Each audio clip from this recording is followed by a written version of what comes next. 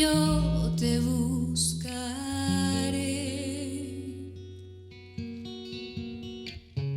De madrugada yo me acercaré a ti. Mi alma te anhela y tiene sed para ver tu gloria y tu poder. Mi socorro ha sido tú. En la sombra de tus alas yo me gozaré. Mi alma está pegada a ti, porque tu diestra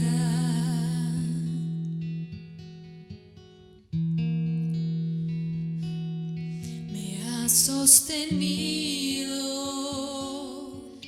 Oh, tu diestra me ha sostenido.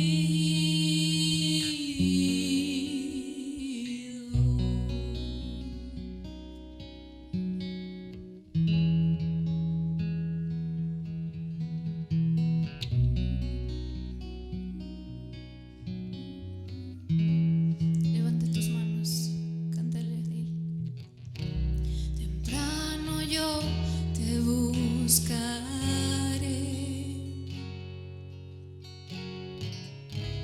De madrugada yo me acercaré a ti. Mi alma te anhela y tiene sed para ver tu gloria y tu poder. Mi socorro ha sido tú. En la sombra de tus alas yo me gozaré. Mi alma está pegada a ti, porque tu diestra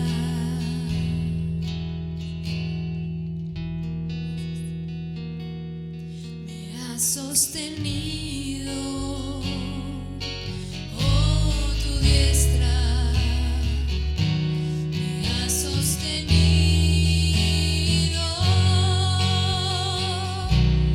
Mi socorro ha sido tú.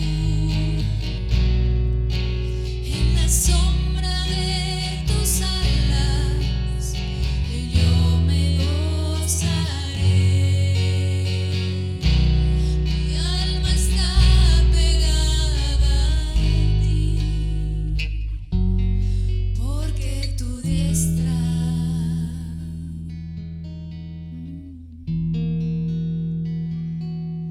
me ha sostenido. Oh, tu diestra me ha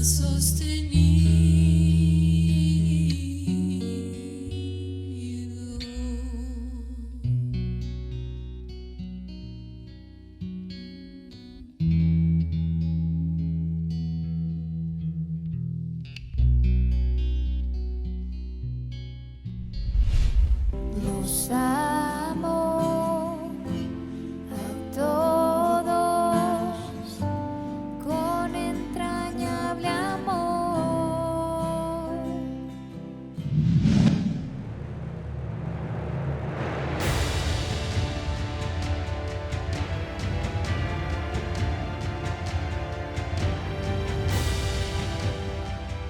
Tú eres el que envía las fuentes por los arroyos. Van entre los montes.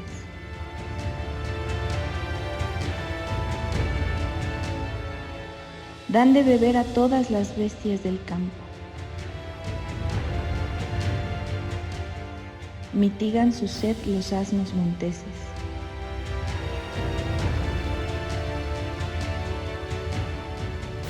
A sus orillas habitan las aves de los cielos, cantan entre las ramas.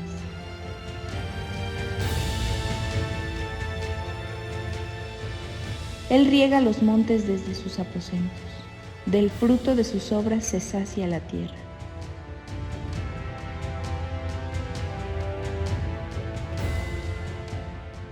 Él hace producir el heno para las bestias y la hierba para el servicio del hombre.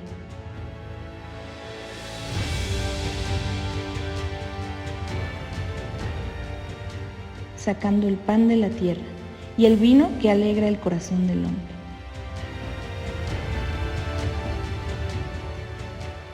El aceite que hace brillar el rostro y el pan que sustenta la vida del hombre.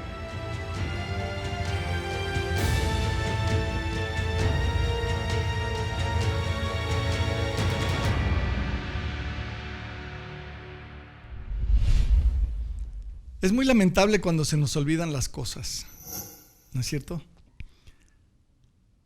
Fíjate que a mí me pasa más seguido ahora, yo creo que probablemente es por la edad, pero es muy complicado, es muy lamentable. Seguramente te ha pasado que en cierto momento pensaste algo que querías hacer, te moviste de una habitación a otra y cuando llegas a la otra habitación ya se te olvidó. Probablemente a ustedes o a muchos de ustedes no les ocurra eso y sobre todo a los jóvenes, ¿no? Pero es muy frustrante, que se nos olviden las cosas, ¿no? A veces incluso te encuentras a alguien en la calle que conoces perfectamente y no te puedes acordar del nombre, ¿no? Es algo tremendo, ¿no? No sé si coincides conmigo, ¿no? Pero es peor aún cuando se nos olvida el Señor. No sé si alguna vez te ha pasado que te das cuenta de que se te olvidó el Señor, de que no pensaste en Él, que hiciste algo, que pasaste por un momento X o Y y que no pensaste en el Señor, que te olvidaste del Señor por completo. O de cosas espirituales, o de principios, o de verdades. A veces pasa, por ejemplo, que conoces algún principio, lo tienes muy claro, te consta, pero en el momento que pasas por cierta circunstancia, olvidas el principio. Por ejemplo, el de no engancharte en una discusión, o el de no enojarte, o el de no gritar, o el de no juzgar, y de repente te das cuenta y dices, ay, ya la regué, ya estoy pensando mal, o ya estoy juzgando, ya estoy criticando, ya estoy murmurando, ya estoy haciendo algo que se me olvida o se me olvidó, que ya sé que esto no debe ser en mi vida, ¿no? Estoy seguro que te ha pasado, ¿no? A veces incluso dar gracias por algo, ¿no? Por después de comer, o ya acabaste de comer, o después ya en la tarde te acuerdas y dijiste, ay, no le di gracias al Señor por la comida, o por otras cosas, ¿no? Probablemente te ha pasado, ¿no? A mí me ha pasado, no me pasa a diario, gracias a Dios, pero yo creo que a todos nos ha pasado eso, ¿no? Es complicado, ¿no? Y creo que entre más presente tengamos al Señor, menos la vamos a regar, menos nos vamos a equivocar. Vamos a tener y a obtener mejores resultados. Pero bueno, el punto es que en varias ocasiones el Señor, a través de las Escrituras, nos recomienda recordar ciertas cosas. Hay ciertas cosas que no debemos olvidar, o hay muchas cosas que no debemos olvidar. Mira, comparto contigo Tito capítulo 3, verso 1. Este primer versículo comienza diciendo, recuérdales. La primera palabra del versículo es recuérdales. Y aquí tenemos el principio de recordar. Pablo le está diciendo a Tito que tenía que recordarle ciertas cosas, aunque en este texto no se nos dice a quién o a quiénes. Pero si tú después te das el tiempo de revisar el capítulo anterior, el capítulo 2, te vas a dar cuenta que está hablándoles a los ancianos, a las ancianas, a los jóvenes, a los siervos. Todo eso está en el capítulo anterior. Y entonces ya en el capítulo 3 comienza diciendo, recuérdales esto.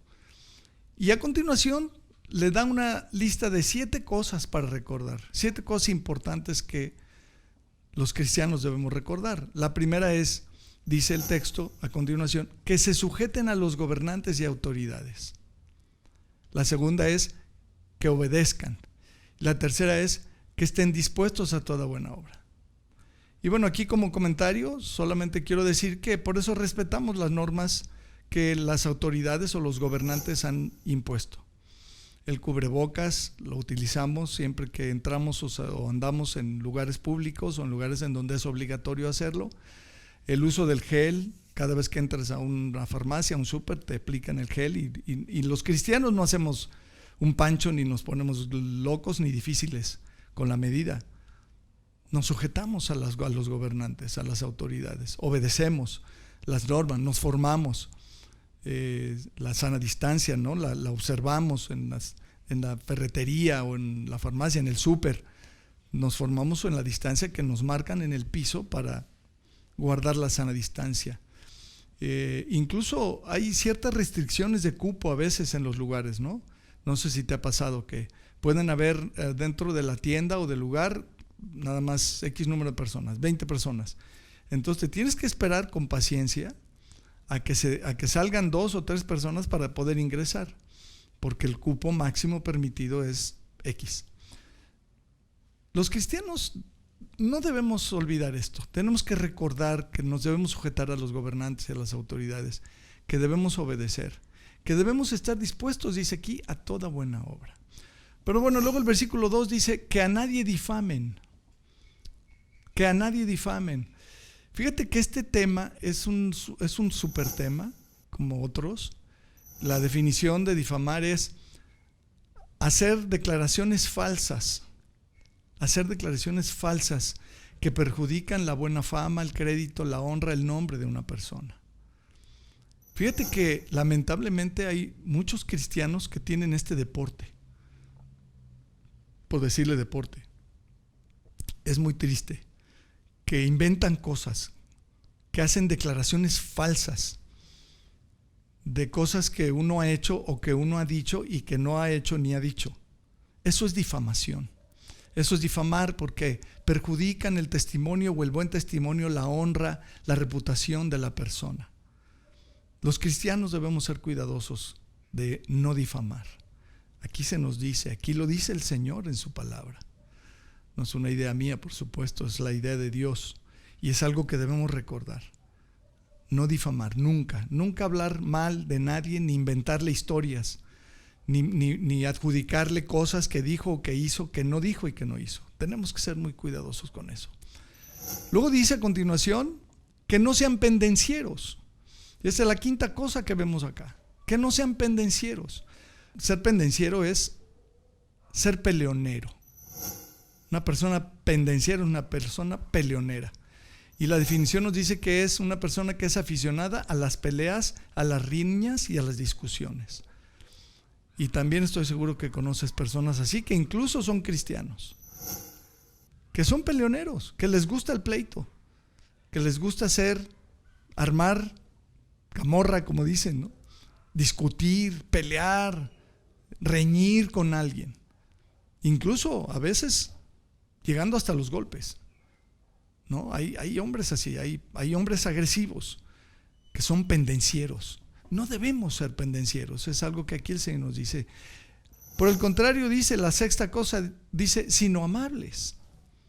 Amables, una persona amable, aquí no tengo que definir nada, para todos es muy claro, la amabilidad, ¿no? Es una virtud hermosa. Y la última cosa en el versículo dice, la séptima cosa es mostrando toda mansedumbre para con todos los hombres. Estamos hablando de una actitud mansa, suave, apacible, serena, tranquila. Es así como debemos conducirnos los cristianos. Entonces son 7 cosas. Son 7 cosas que debemos tener siempre muy claras, que debemos siempre recordar, que aquí el Señor nos dice, recuerda esto, sujetarnos a las gobernantes y a las autoridades. Y aquí vale la pena subrayar las autoridades. A veces las autoridades son nuestros jefes en el trabajo, por ejemplo, ¿no? Que son autoridad sobre nuestras vidas, o en la casa, en la familia. La esposa, sujetarse al esposo, los hijos a los padres, a la autoridad. Es una cuestión de respeto y de reconocimiento a la autoridad. Obedecerla a la autoridad, ser obedientes. Los cristianos debemos ser personas obedientes. Estar dispuestos siempre a hacer cosas buenas, a todo lo bueno, a todo lo positivo, a ayudar, a cargar, a llevar, a conseguir, a apoyar, siempre pensando en hacer cosas positivas y de bien y que ayuden a los demás. Como ya dije, no difamar a nadie, la cuarta cosa. La quinta, no ser peleoneros. La sexta, ser amables. Y la séptima, mostrar mansedumbre. Ese es el principio, ese es lo que nos enseña aquí la Escritura. Sin embargo, a partir del versículo 3 se nos dan argumentos muy importantes. La razón por la que nosotros debemos recordar estas cosas y ser de esa manera es por cómo fuimos antes, es por cómo éramos antes. Versículo 3 dice así la Escritura, dice: porque nosotros también éramos en otro tiempo insensatos, rebeldes, extraviados, esclavos de concupiscencias y deleites diversos, viviendo en malicia y envidia, aborrecibles y aborreciéndonos unos a otros. Entonces la lista aquí, esta es una lista de muchas, como hemos hablado y hemos visto otras veces. Nos muestra que no todos teníamos los mismos problemas, pero todos adolecíamos de alguno, ¿no? Fíjate, primero habla de los insensatos, de que éramos insensatos. La definición de insensato es que no piensan ni se comportan con buen juicio y prudencia. Híjole, qué triste a veces ubicar esta realidad. Así éramos nosotros, éramos insensatos, éramos personas que no pensábamos ni nos comportábamos con buen juicio, ni con prudencia, éramos imprudentes, insensatos. Éramos rebeldes también, dice el pasaje. Los rebeldes, una persona rebelde es una persona que se opone a la autoridad. Persona que se opone a la autoridad. Por eso nos estaba diciendo ya en las recomendaciones, en las cosas para recordar, a sujetarnos y a obedecer a la autoridad, a respetar la autoridad.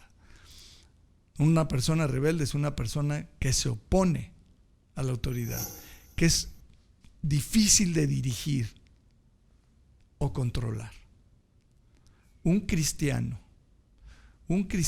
que no se deja dirigir es un cristiano rebelde.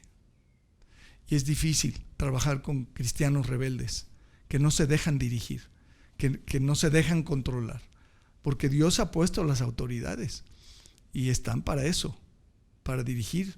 Y nosotros no debemos ser rebeldes, debemos ser dóciles, mansos y obedientes. Luego dice también la palabra extraviados.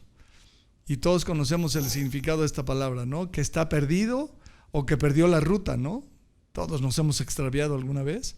Pero también el diccionario dice que tiene costumbres desordenadas. Y es muy interesante esa definición. Que tiene costumbres desordenadas. Una persona que no tiene orden en su vida, que es un desorden con su vida y con sus cosas, seguramente conoces gente así. Espero que no seas una persona así. Es una persona extraviada, en el más estricto sentido de la palabra, ¿no? Que no encuentra nada. Cuando requiere ubicar alguna cosa no la encuentra, ¿no? Porque tiene todo hecho un desorden. Son personas que tienen costumbres, dice, desordenadas.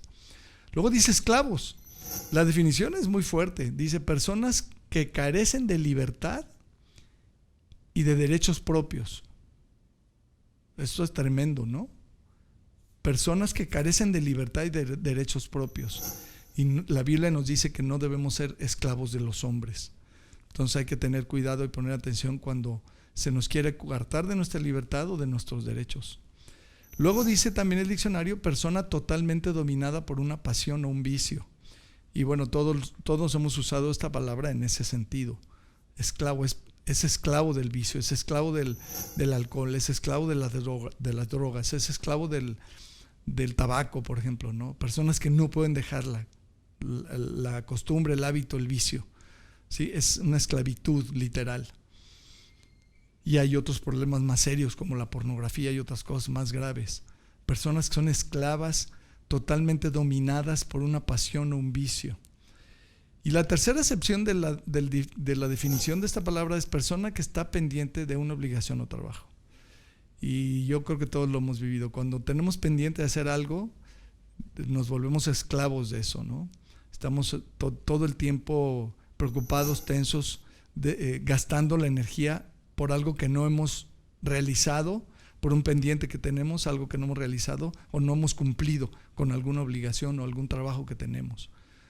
Ajá, ¿y qué tal se siente cuando lo cumplimos y lo hacemos? Nos sentimos liberados, ¿no? Sentimos esa liberación maravillosa del deber cumplido, ¿no? Entonces, esa es la esclavitud de la que habla aquí. Luego dice, viviendo en malicia y envidia. Y esta palabra malicia es una palabra también muy fuerte.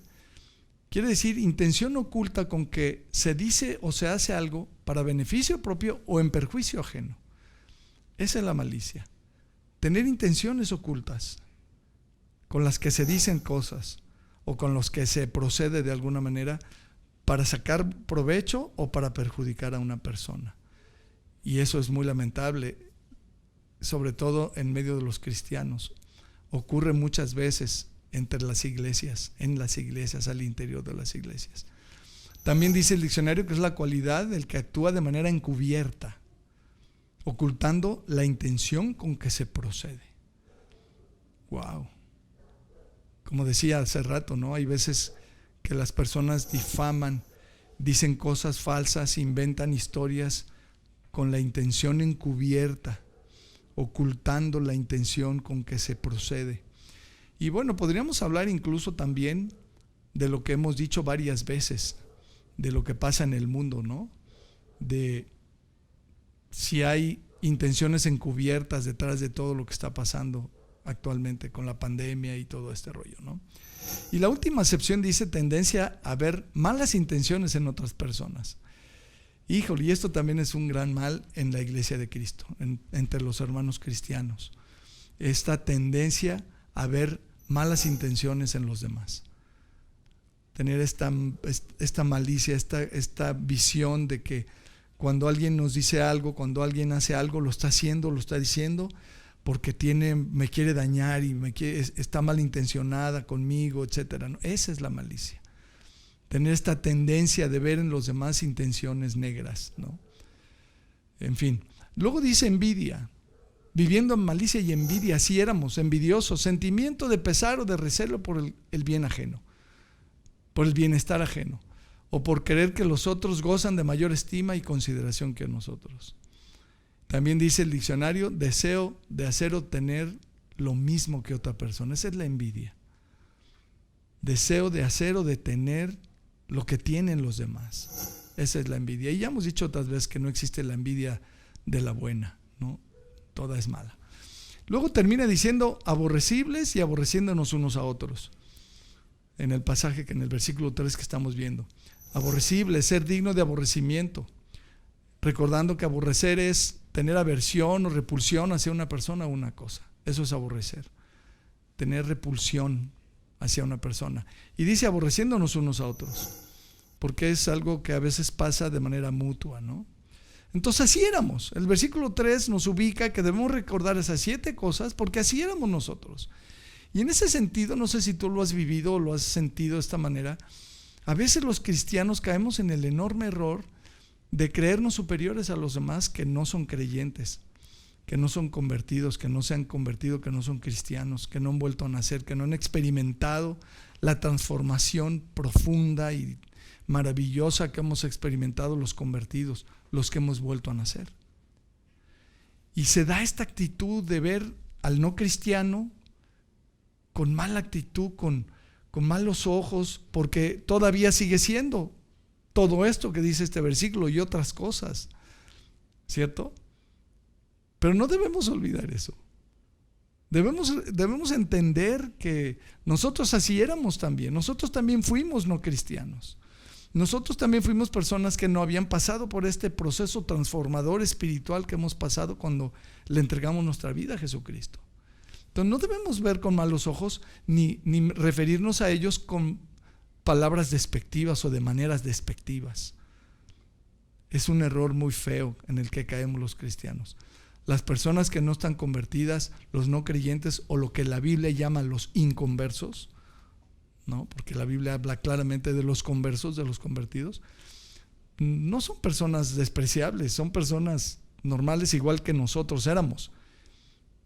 Y la idea nuestra y la idea de Dios es que podamos invitarles y convencerles de que convertirse a Jesucristo es la mejor cosa que pueden hacer en su vida, es la mejor decisión que pueden tomar en su vida, es la mejor cosa que les puede ocurrir en la vida. tener un encuentro personal con Jesucristo y experimentar lo que la Biblia llama el nuevo nacimiento, la regeneración, como vamos a ver a continuación. Comparto contigo el versículo 4, que dice: pero cuando se manifestó la bondad de Dios nuestro Salvador y su amor para con los hombres, nos salvó, y etcétera, etcétera. Ahorita leemos el 5, pero fíjate, la escritura, qué interesante la estructura que estamos viendo aquí. Primero se nos dice que debemos recordar estas 7 cosas, luego se nos dice por qué, porque nosotros éramos todo eso, pero la realidad es que cuando se manifestó la bondad de Dios nuestro Salvador y su amor para con nosotros, es que se dio el cambio maravilloso. Wow, la bondad y el amor de Dios se ha manifestado para con los seres humanos. Eso dice este texto. Revísalo conmigo de nuevo. Pero cuando se manifestó la bondad de Dios, nuestro Salvador, y su amor para con los hombres. Híjole, qué ganas de poder gritarle esto al mundo. Dios ha manifestado su bondad. Dios ha manifestado su amor por los seres humanos. Yo sé y entiendo perfecto que hay muchas personas que piensan diferente y que creen que Dios es malo y que Dios no las ama. Pero como vamos a ver ahorita, hay un par de versículos que nos muestran claramente que Dios mostró el enorme amor que nos tiene al enviar a Jesucristo a este mundo, para que Jesucristo muriera en nuestro lugar y pagara el precio de nuestros pecados, para que nosotros pudiéramos disfrutar de la salvación y de la vida eterna y del perdón de nuestros pecados. ¿Cierto?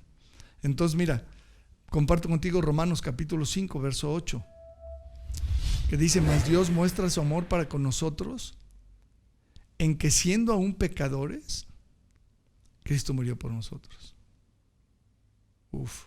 Qué hermosura de texto, ¿cierto? Mas Dios muestra su amor para con nosotros en que, siendo aún pecadores, Cristo murió por nosotros.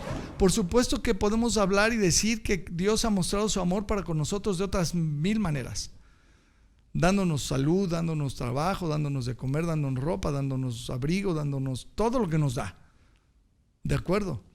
Pero este texto y otros, y el Nuevo Testamento y la Biblia en general, nos muestran que Dios ha mostrado su amor haciendo el rescate de nuestras vidas y librándonos de la condenación eterna. Porque Dios está pensando en lo importante. Dios está pensando no nada más en la vida terrenal, sino en la vida después de la muerte. Dios está pensando en la vida eterna. Dios tiene interés en que nosotros disfrutemos de los beneficios de la obra de Jesucristo en la cruz. Tremendo, ¿no? Mira, te comparto primera de Juan capítulo 4 versos 9 y 10. Dice: en esto se mostró el amor de Dios para con nosotros, en que Dios envió a su Hijo unigénito al mundo para que vivamos por Él. Esto quiere decir por medio de Él. En esto consiste el amor, no en que nosotros hayamos amado a Dios, sino en que Él nos amó a nosotros y envió a su Hijo en propiciación por nuestros pecados. Wow. Revisa este versículo. Te invito a que lo consideres seriamente. Deja que la Escritura y que Dios, a través de su palabra, toque tu corazón. Abre tus ojos. Aquí nos dice claramente que el amor de Dios se mostró para con nosotros en que envió a su Hijo Jesucristo, para que nosotros tengamos la vida eterna. Qué maravillosa verdad, ¿no es cierto? Saber que Dios mostró su amor en la cruz. Si tú quieres preguntarte, quieres saber y quieres conocer y entender si Dios te ama, voltea a ver a la cruz. La crucifixión de nuestro Señor Jesucristo es la expresión perfecta del amor que Dios te tiene y me tiene y nos tiene. Jesucristo pagó el precio por tus pecados y por los míos. Y esa es la muestra del amor que Dios nos tiene. Porque eso nos resuelve el problema de la condenación eterna, de la muerte eterna. Eso nos da la vida eterna, eso nos da la salvación. Wow, maravilloso, ¿no es cierto? Bueno, ahora comparto contigo el versículo 5. Dice que Dios nos salvó. Y fíjate que es interesante que esta palabra está en pasado. no por obras de justicia que nosotros hubiéramos hecho, sino por su misericordia, por el lavamiento de la regeneración y por la renovación en el Espíritu Santo. Fíjate que dice claramente que nos salvó no por nuestras obras, no por nuestras acciones, no por nuestro performance, no por nuestra manera de actuar, de movernos, de hacer las cosas, sino por su misericordia. Y aquí encontramos entonces dos palabras muy importantes. Mira, la primera es la palabra regeneración. Esta palabra es una palabra compleja que viene de un término griego que es paligenesia, que quiere decir literalmente ser hecho nuevo otra vez. Ser hecho de nuevo.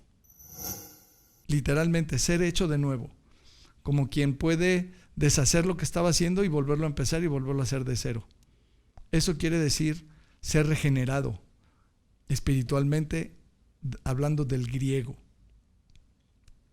Entonces, la paligenesia ocurre en el momento en el que somos lavados de nuestros pecados con su sangre. Eso dice el texto, ¿no? Dice, por el lavamiento de la regeneración. La regeneración nos lava, pero en realidad Apocalipsis 1:5 nos dice que Jesucristo, el primogénito de los muertos y el soberano de los reyes de la tierra, nos amó y nos lavó de nuestros pecados con su sangre.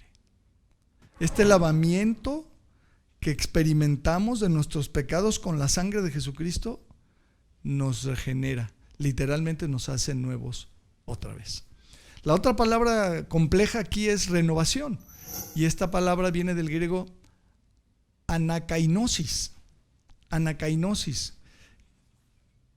Fíjate qué interesante esta palabra. Esta palabra quiere decir, es el paso de la muerte a la vida. Es el paso de regresar de la muerte a la vida, de estar muerto, volver a vivir. A eso se refiere esta palabra, la renovación en el Espíritu Santo. Y comparto dos textos contigo. Lucas capítulo 7, verso 11. Aquí encontramos esta palabra y ahorita te digo en dónde está. Vamos a leerlo. Dice, aconteció después que él iba a la ciudad que se llama Naín, e iban con él muchos de sus discípulos y una gran multitud. Cuando llegó cerca de la puerta de la ciudad, he aquí que llevaban a enterrar a un difunto, hijo único de su madre, la cual era viuda, y había con ella mucha gente de la ciudad. Y cuando el Señor la vio, se compadeció de ella y le dijo, no llores. Y acercándose tocó el féretro, y los que lo llevaban se detuvieron, y dijo, joven, a ti te digo, levántate.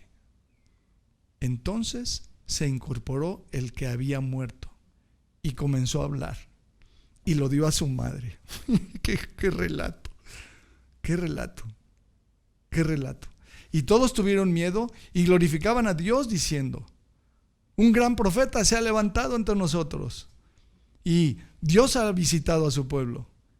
Y se extendió su fama, la fama de él, de Jesús, por toda Judea y por toda la región de alrededor. Yo creo que no sabían lo que decían, más que profeta, por supuesto, era Dios hecho carne, era el Hijo de Dios, era el Mesías. Ve qué evento, qué momento tan impresionante. Ahí van en el féretro, ahí estaba el muerto, ya quién sabe cuánto tiempo, días o horas, o no sabemos, no se nos dice cuánto tiempo tenía el muerto, este joven en el féretro. Pero el Señor lo levanta de los muertos. Y aquí esta palabra, anakainosis, es la palabra se incorporó. Es este momento en el que un muerto vuelve a la vida. Eso quiere decir la regeneración. Este joven fue regenerado, experimentó la anakainosis, volvió de la muerte a la vida. Y se incorpora y empieza a hablar y a caminar y se lo entregan a su mamá. Yo me imagino el gozo de esta mujer, ¿no? Viuda. Se iba a quedar sola, viuda y su hijo, ¿no? Muerto. El otro pasaje lo encontramos en Hechos capítulo 9, verso 36.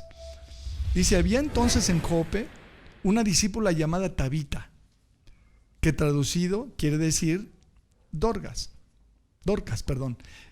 Esta abundaba en buenas obras y en limosnas que hacía. Y aconteció que en aquellos días se enfermó y murió. ¿Qué aconteció? Que enfermó y murió. Después de lavada, la pusieron en una sala. Y como Lida estaba cerca de Jope, los discípulos, oyendo que Pedro estaba ahí, le enviaron 2 hombres a rogarle: no tardes en venir a nosotros. Levantándose entonces, Pedro fue con ellos, y cuando llegó, le llevaron a la sala donde le rodearon todas las viudas, llorando y mostrando las túnicas y los vestidos que Dorcas hacía cuando estaba con ellos. Entonces, sacando a todos, Pedro se puso de rodillas y oró. Y volviéndose al cuerpo dijo: Tabita, levántate. Y ella abrió los ojos, y al ver a Pedro, se incorporó. ¡Wow! Y él, dándole la mano, la levantó. Entonces, llamando a los santos y a las viudas, la presentó viva. Esto fue notorio en toda Jope, y muchos creyeron en el Señor. Ya lo creo. Y aconteció que se quedó muchos días en Jope, en casa de cierto Simón, curtidor. Fíjate, esta palabra se incorporó, es esta misma que te comento, anacainosis. Tabita volvió de la muerte a la vida. Y es lo que hemos experimentado todos nosotros cuando hemos sido regenerados. Estábamos muertos espiritualmente, nos dice la Escritura, en nuestros delitos y pecados, y fuimos regenerados por el Espíritu. Esta regeneración espiritual. Versículo 6 de nuestro pasaje base dice: el cual derramó, hablando del Espíritu Santo, en nosotros abundantemente por Jesucristo nuestro Salvador. Aquí hablamos, como siempre, de que ser cristiano es tener al Espíritu de Cristo con nosotros. Versículo 7: para que justificados por su gracia viniésemos a ser herederos conforme a la esperanza de la vida eterna. Qué versículos, ¿no, hermanos? Es una delicia. Justificados por la gracia de Dios, gratuitamente, y hemos venido a ser herederos conforme a la esperanza de la vida eterna. Eso es lo que hacemos. Entonces concluyo con esto. En conclusión, la muerte anda rondando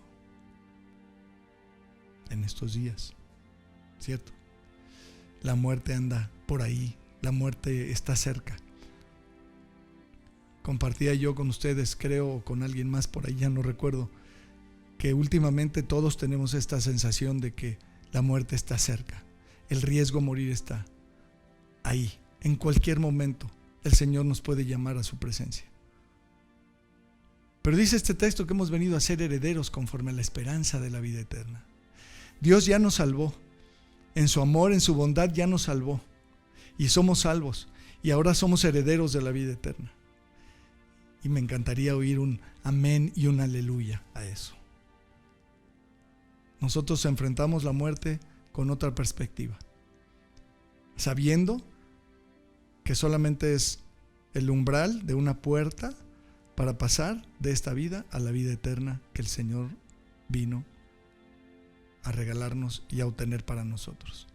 Somos salvos, tenemos vida eterna, y con esa actitud debemos vivir la vida y también enfrentar la muerte. Recordemos estas cosas y estemos preparados. Vamos a orar. Señor, te agradecemos profundamente por esta porción de tu palabra. Gracias, Señor. Gracias de veras. Permítenos recordar siempre estas cosas, Señor. Tener claro todo esto que nos indicas acá.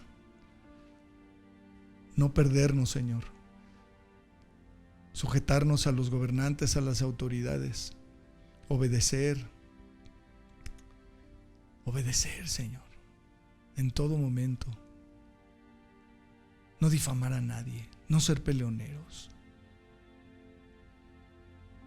Ser mansos, Señor, ser amables.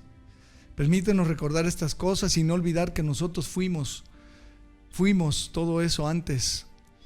Fuimos no creyentes, fuimos no convertidos, fuimos no nacidos de nuevo, fuimos personas que no habían experimentado esta maravillosa transformación que hemos experimentado, esta regeneración espiritual, este lavamiento. Qué maravilla, Señor, qué bendición, qué alegría, qué gratitud, Señor, haber sido renovados, haber sido regenerados por tu Espíritu. Permítenos no olvidar esas cosas, Señor. Estar siempre presentes en nuestro corazón de estas verdades, conducirnos de esa manera, hacer las cosas que te agradan en todo momento y sobre todo tener paz, y si nos toca enfrentar la muerte nuestra o la de algún ser amado nuestro, como lo hemos venido experimentando en estas fechas, mantenernos ahí con esa actitud, sabiendo perfectamente, Señor, que tú nos has salvado y que hemos heredado de ti la vida eterna. Gracias, Señor, por todo. Oramos y te damos gracias en el nombre de Jesucristo nuestro Señor. Amén. Muy bien, pues un gusto, hermanos. Que el Señor les bendiga. Les mando un abrazo muy cariñoso. Nos vemos la próxima semana, primero Dios.